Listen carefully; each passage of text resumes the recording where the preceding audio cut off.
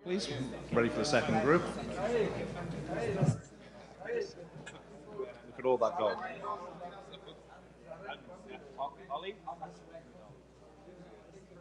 Okay, ladies and gentlemen, thanks again. Introduce you again to your host, Ali, who has a little news to break.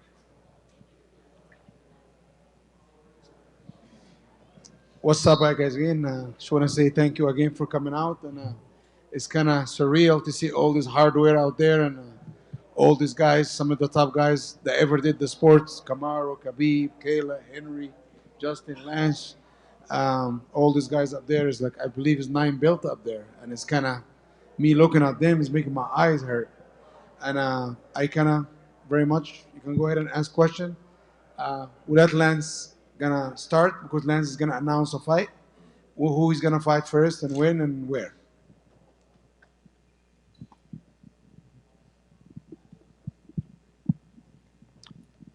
My first fight of season 3 for PFL is going to be against Jason Suarez, 14-0. I think he trains out of ATT, and that's going to be May 21st. So that'll be my first fight of season 3. Let's just follow up on that, Lance. I mean, talk about the matchup itself. What do you think? I mean, you've had a lot of success under this PFL format. What do you think of them, kind of bringing in, it looks like champions from other organizations to try to take a shot at you? It's great. It's great for me because I need the competition. I need new guys coming in. I need guys to challenge me. And I need to prove that I'm the best 45er in the world. And I can't do that unless they're bringing in new challengers. So it's a great opportunity for me. What's your mindset going into these seasons, right? Because, I mean, I know every champion has to kind of defend their belt and win it every time. But, I mean, you have to, start from scratch every time, right? I mean, all you guys. Is it tough to do that to, under this format, have to basically start over every year?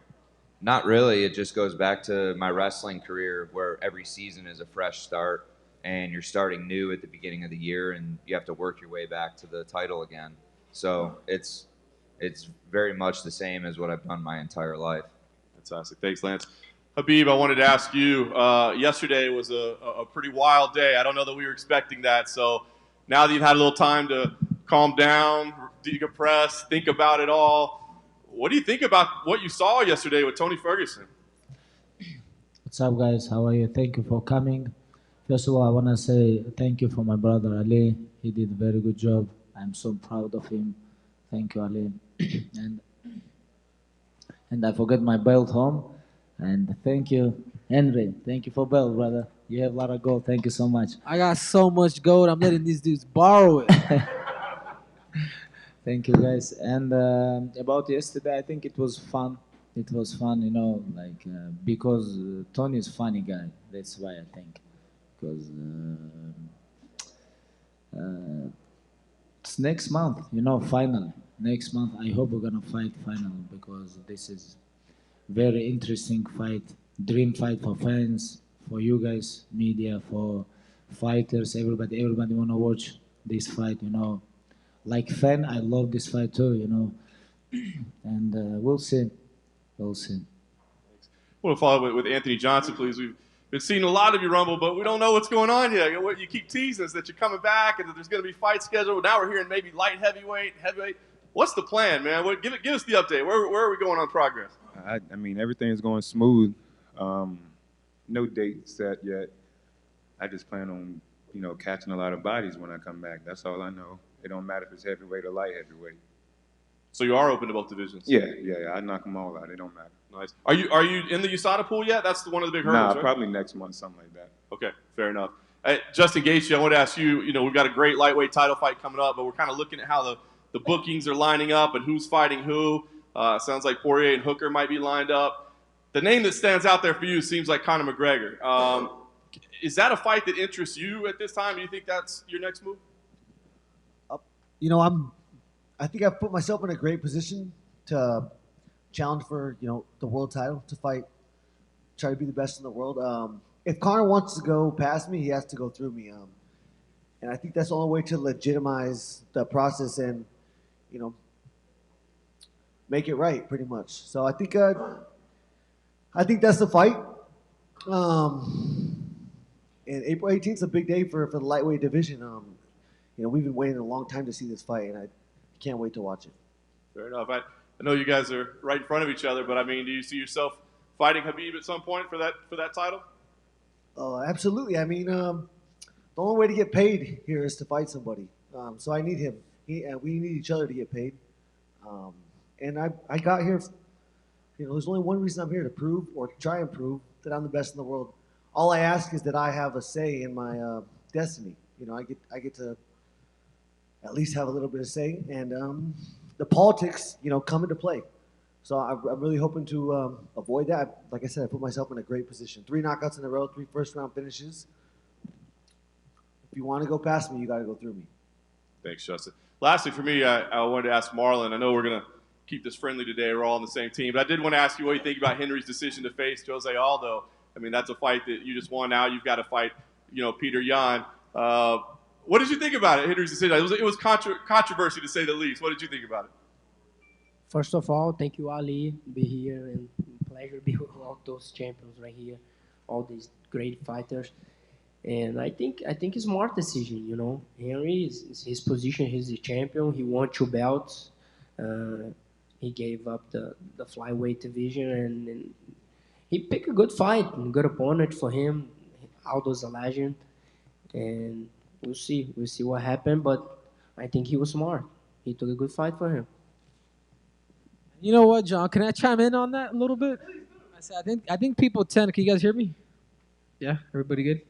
Oh, we can hear you. My last three opponents, I want to tell you guys, because I am getting a lot of shit. Oh my God, Peter Yan, Aljamain Sterling.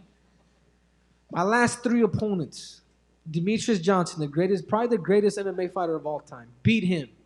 Second was TJ Dillashaw, man, the guy that was on EPO, the greatest bantamweight of all time, beat him. And then the killer back here, man, has been knocking people out. And his last 3 opponents, he knocked out in the first round.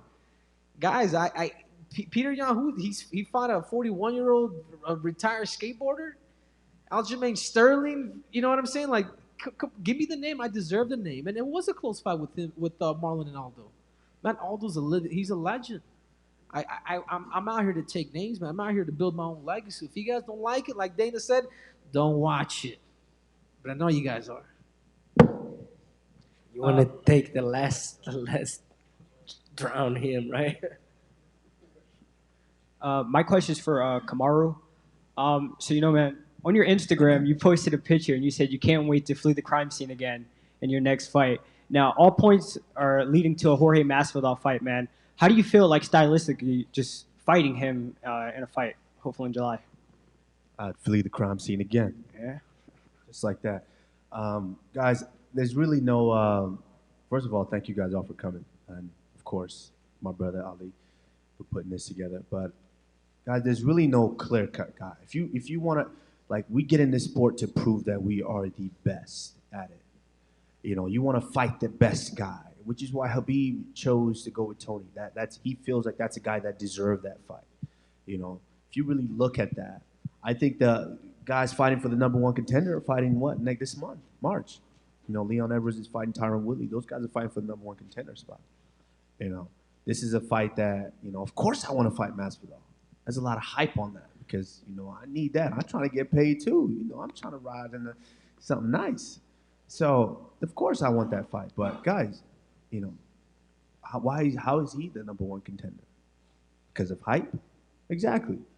You can't tell me that he's beat the top guys in the top 5 to where he's proven himself as the #1 contender. He has not. So, that's all that is. But if it's him, I would gladly love to fight him. If it's one of the guys fighting next month, I would gladly love to. If I don't fight, I don't get paid, and I'm trying to get paid. My next question is for Khabib. And man, you're 28-0, man. Obviously, as any champion, you would want to retire undefeated, right? How many more years, man, do you think that we got left to see you fight? Do you want to go 35-0, 30-0? You tired with me? Never. No? I know when someone stay on top long time, people just want to see how he fell down, It's like, because it's very interesting, how we're gonna fall down, like everything, like how we crash. This is interesting, I know, but about my retirement, I don't know, honestly, because I'm only 31 years old. Right now is my prime time. And what interesting in every fight I become better. Like even like my last fight, after my last fight, after like maybe 3 4 months, I watch my fight and I think, wow, I make mistake here. I may make mistake here, like ground game, striking game, like everywhere. And I think, wow, how I can make like this, like even 3 4 months after fight, I keep learning too. I'm young for this sport, only 31 years old, and I think right now is my prime time, and I don't think it's good now think about retirement. I have to smash couple more guys. This is what I think. Thank you. Khabib, actually, could you be Khabib over here? You just mentioned that after watching the Poirier fight a few months later, you saw things that you can improve. Is there something a little bit more specific that you can mention to us that you felt like you could do better in that fight? Nothing, just I train every day and I try to watch my fights, how I move, how I use my legs, how I use my hips, how how I use my footwork on stand up, everything I just try to learn, because if you stay on same position, like a lot of tough guys, a lot of tough high level fighters, high level lightweights, they train so hard because they want this gold, and that's why I cannot lose my like motivation, like my mind, like nothing. I have to be focused on my career, and that's why I try to keep learning. Because if you stop, someone gonna come and take what you have, and that's why I have to improve a lot. And learning is the most important stuff in MMA. Not only MMA, like all sport. Like George St. Pierre say, even if you black belt, in your mind you have to stay like white belt, and something like this. For Anthony Rumble Johnson, I think a lot of people are excited that you're going to come back. I'm curious, from your own experience, but also in general, why is it that retirement in the sport of MMA doesn't really last for so many fighters that try to get out of the game? No idea. For me, I didn't have to retire. I retired on my own. The other ones that retired and came back, they needed to retire and stay retired the first time. I guess they thought they had a little bit left in the tank. Hopefully that's not me whenever I come back. But I don't know, man. Whenever you feel like you still got it, or you still feel like you have something to prove, you're willing to go out there and sacrifice your life pretty much to go out there and prove it. Not to just everybody else, but to yourself. Do you ever wonder in your retirement how you ever managed to make 170 pounds years ago? No. I mean, to me, that's like a past life. I don't even really think about it. You guys think about it more than me, even though I was the one that was suffering trying to get down to 170. But it got me where I am right now. If I would have went up to 185, probably wouldn't have heard of me because they had Anderson and Rich Franklin and all those guys. I would have got my ass whooped. So I went down to 170 and tried to make a name for myself, and it worked out. And when you retired, there was some mention that you were going to get into the cannabis business. I'm curious, are you still doing that, and how's that going? Yeah, I'm still in that business every day. Is there a specific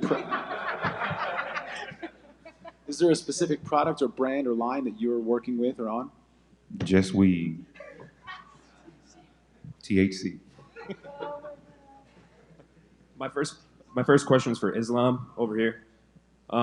Islam, you expressed frustration in past months about not being able to find a willing opponent for you, and now you have one in Alexander Hernandez. I guess how satisfied are you that he's the name that came across your contract? Last year I asked about opponent like from top 15, but they give me just guy from 15, number 15. But I'm so excited. But this guy very good. He have 3-4 fight in UFC, but this guy very strong guy. Just I happy because they give me opponent. Appreciate it. My next question's for the PFL champions up here.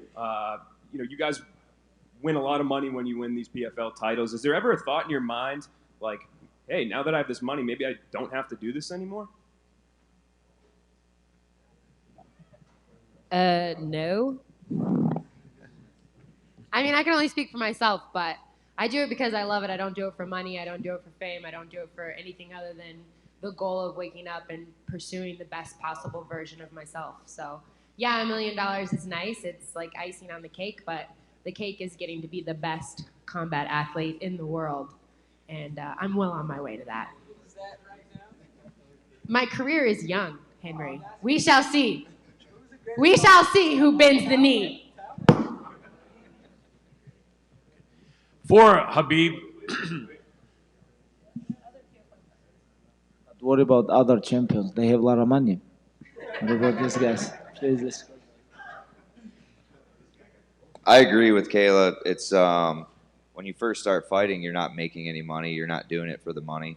So when you start to make money, that's just the beginning of it, and that's only part of it. You want to build a legacy. You want to have something to look back on with your career. Money comes and goes, so that's not the end all be all. Money is nice, but I think people overshadow the belts and the championships with how much money we make, because you guys are allowed to see that we make $1 million to win the PFL season, and that's not really what it's all about. You got to win 5 fights just to get to that point. There's a lot more that goes into it. Everybody wants to say that, you know, that they could do it because they think they could win 5 fights in 7 months, but it's a lot harder than people seem to believe. So just the challenge of it and being able to do it twice or 3 or 4 times, then maybe we'll think about being done fighting after that.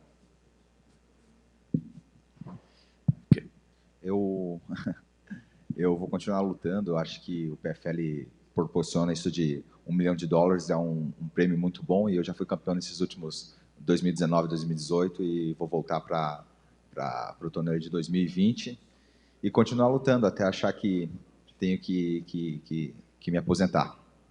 I'm really excited for PFL. I won the 2017 and 2019. I'm keep going. I'm keep fighting. I'm ready for next season.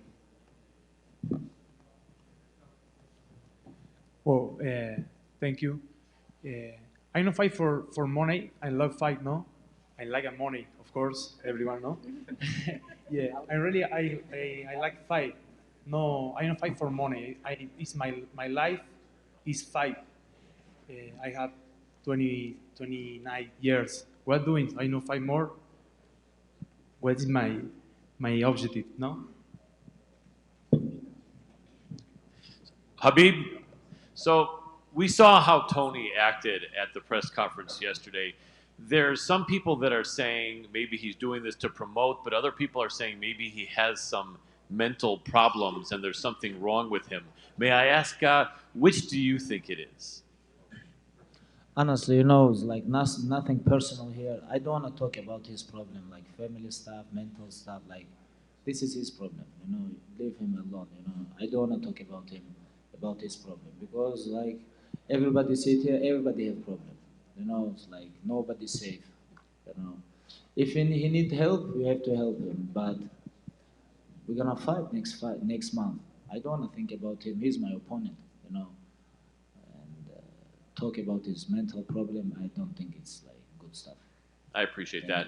And for Rumble, can I ask what your weight is now, and if you had your choice, heavyweight or light heavyweight, John Jones, Stipe, who would you pick if it was up to you right now? I weigh 230, 235 right now, something like that. Don't look at me, dog. You always looking at me. But if I had I fight both. It don't matter what weight, you know. They're both athletes. They're both champions. They're both great fighters. You know, the best ever in both weight classes. So I'd be glad to take the opportunity to fight both of them, no matter what. Hey guys, first of all, thanks for coming and chatting with us today. Really cool to see all of these champions and all of you guys out here. So thank you for that. First question for Kamaru. Last time we saw you had a cast on your left hand. Everything okay with the hands? Yeah, we're getting better. And I said it a while ago. I said, you know, I only got to be in that thing for a couple of weeks. You know, I took it off early just so I could start doing the physical therapy on it. And I've been training. And so, you know, I'm ready to go. I'm trying to make some bread. 100%? No, not 100% yet, but come on now. It's only a couple of weeks ago. Do you know what it actually was? I don't think someone here is 100% healthy. You know, Including me, probably. like I talk about like all athletes, everybody have some injuries, all of them.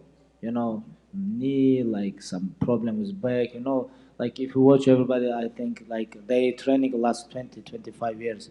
You know, and always like injuries there. You know, nobody safe. They always have some small injuries, like, and you know it's like. But let's go, Kamaru. Yeah, I'm getting there. Brother. I'm Let's getting go. there. Do you know what it was? Was it like a thumb or? Some ligament stuff. Okay. Right in between that scaphoid joint, you know, and my thumb. But you know, International Fight Week, I'm back in there, so we'll see who it is. And that was my next question. Is that the expectation? Is it International Fight Week? Yeah, I mean, honestly, you know, the quickest I can make money, you know, the quickest I can get back in there. But you know, we know the May card is already, you know, Henry's taking that. June, I think they're working on that too. You know, the only next option is July, so you know, let's get this bread. Dana said Masvidal, but it seams like you're open to the Woodley Edwards winner as well. You know, this is a part. That's the good thing about when you're a champion is, you know, now it's a partnership. You know, of course, it's still more so the UFC, but it's a partnership. Now I have a little bit of a say so, but I want who Dana wants. If Dana thinks that Masvidal was gonna make me the most money, then that's what I want. You know, I don't object to any of it. Thanks. Frankie Edgar, what's happening, man? I just want to ask you, right over here, Jim Greasehaber, cage side seat. I have to ask you about this trend, everybody calling out legends, and people calling you out now, being a legend in the sport. You've been a guy, multiple divisions, had the belt around your waist, fight anybody, anywhere, anytime. But at this stage of your career, when you're still going and all these guys are calling you out as a legend, how do you feel about being a legend, and how do you feel about all these young guys trying to make a name off you? You know, that's the nature of the sport. The whole legend talk, I'm not really down with it. You know, that's for after I'm done fighting, I think. You know, and there's a lot of legends up here too right now. You know, so I don't like being compared to anybody else, stuff like that. I'd rather just worry about me. But yeah, I mean, it's nice to be called out by these guys. It means I've done something in my career. I've built a name for myself, and you know, that's their job to kind of get a name off of me. And for the champions up there, whoever wants to answer it, the business, and we see Henry with what he's doing on social media, and Kamaru and Khabib, there's so much that goes into it, more so than just fighting now. And you guys all grow up training and fighting, and that's why you do it and what you love. But then all the money gets involved and all the business gets involved. Can you guys just, whoever wants to answer this, talk about that line between being a competitor and then being a business person and a champion? No, I can take that if you don't mind, Khabib. May I, Khabib? I let you borrow my belt. If I wasn't to literally open my mouth, and I want you guys to listen to this, the flyweight division would have been gone.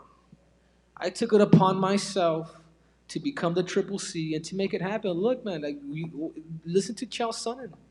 Fucking Triple C, call him Triple Cringe, Triple C. The dude say 57 freaking jobs. And part of being a good fighter, and people are different. Like even when you talked about Frankie, like even the times that I did call out Frankie, and there were harsh videos, it's only because, man, this dude is a legend. I mean, he hit the nail on the head, you know what I'm saying? Absolutely, I want to tag my name to him, then I'd be honored. So there is a business sense to it, and I think sometimes fighters, we tend to forget that a little bit. I'm not hurting nobody. I'm not committing crimes. They asked Demetrius Johnson not too long ago, what do you think of Henry Cejudo? What do you think of other cringe? He's like, dude, I love it. That dude's not hurting nobody. I mean, this is the dude that I defeated. This is the dude that I beat. So part of the game is being an entertainer as well. And I happen to save a division on top of that. So I'm happy with that. I have something. Hey, here someone have 2 gold medal Olympic. You know, calm down, please. And I fight in a promotion where I don't have to talk shit. I just have to win. Well, you also get $1 million, so I wouldn't either. Just one for Ottman in the back there. Big fight for you coming up against an opponent who had a big upset in his UFC debut. Just tell us what you think about this matchup for you. I'm happy to. First of all, I want to thank Ali who made this event possible, who brought all these great fighters, all these great people together. Thank you, Ali. About my next fight, I'm happy anytime to fight.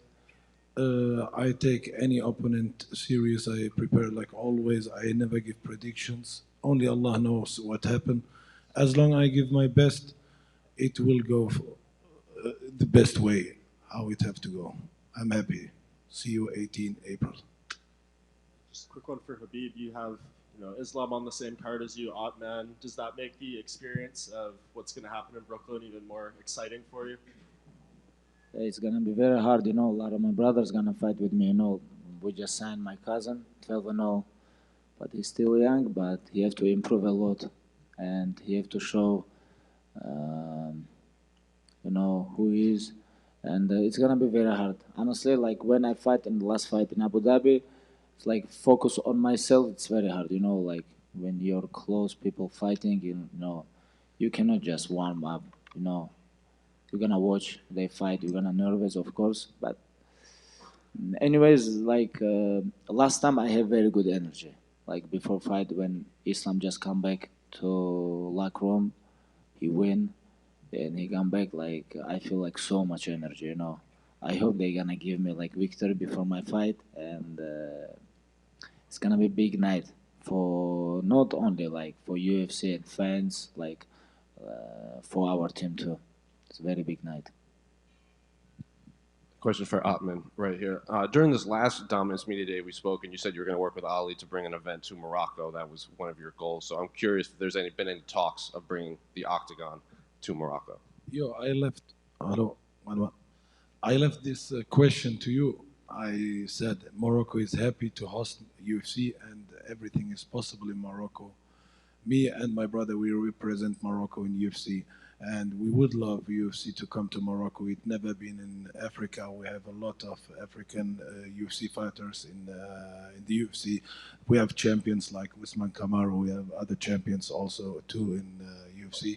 So anytime UFC want to come to Morocco, we have everything. We have venues, we have flights, we have hotels, we have anything. It's secure there. It's anything UFC might need there. It's just a matter of the management and UFC and what Ali make out of it with the UFC. But anytime, welcome. And I have a question for anyone on the stage that wants to answer. Last night, Invicta tested the open scoring where the corners could know the judge's scorecard between rounds. So I'm curious if anyone likes that idea or if they watched it and what they thought of that situation.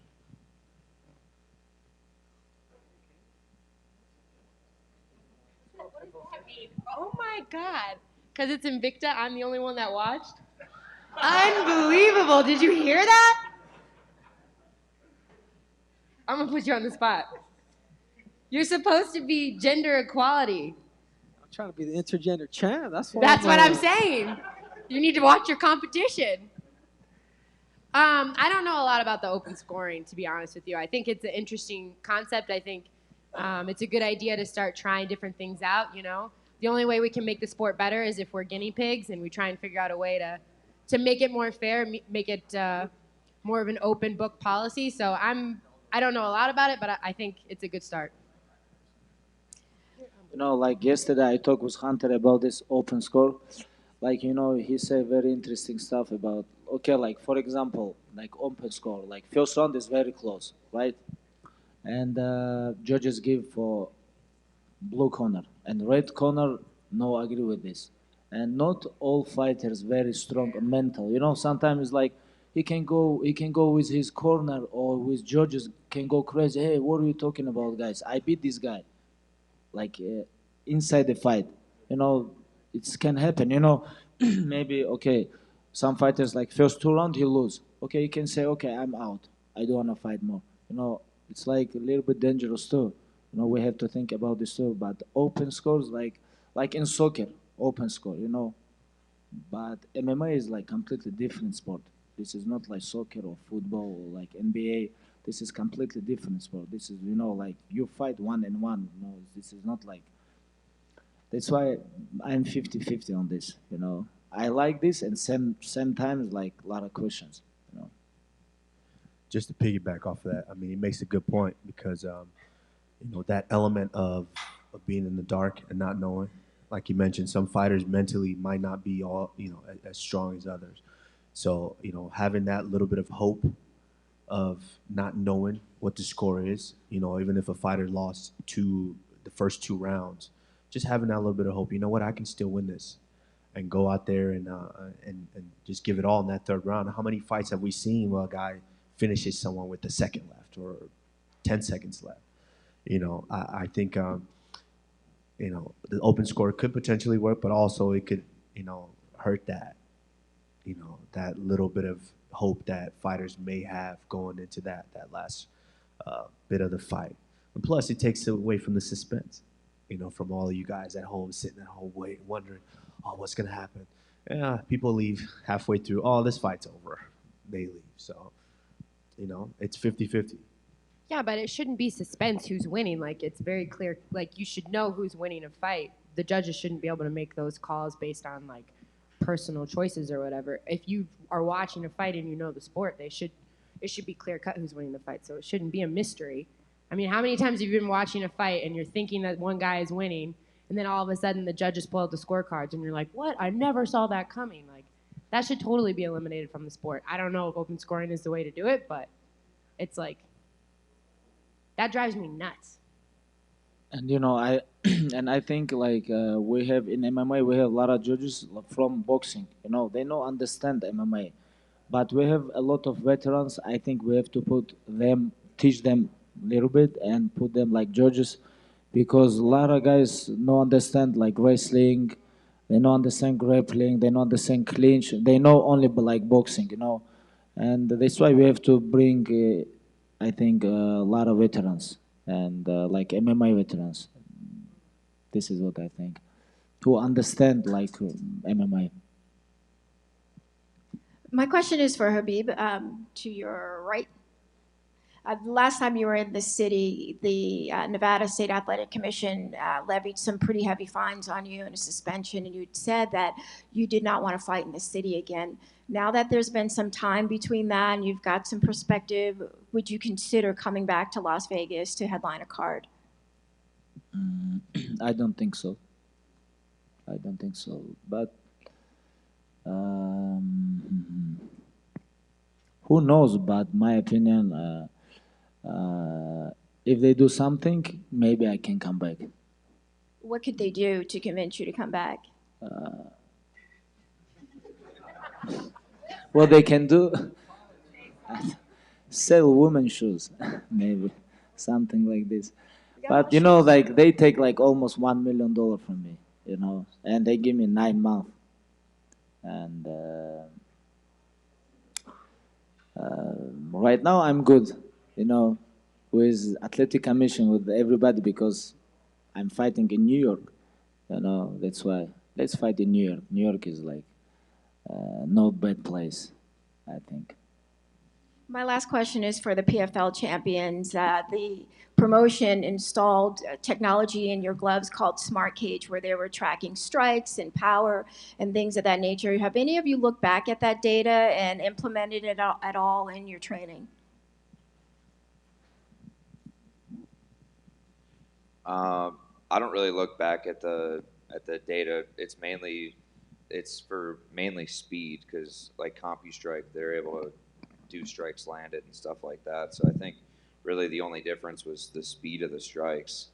For me, I didn't really look back at that.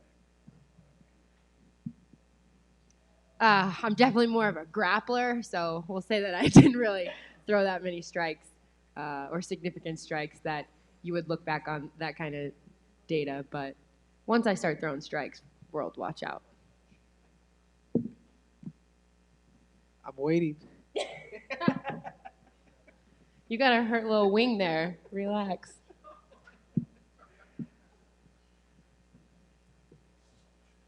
Okay, guys, thank you very much. We're going to do a group photo now, so can I get all fighters to the stage, please? All fighters from both groups to the stage, please. Gotta maintain, stay focused. That's on my mind.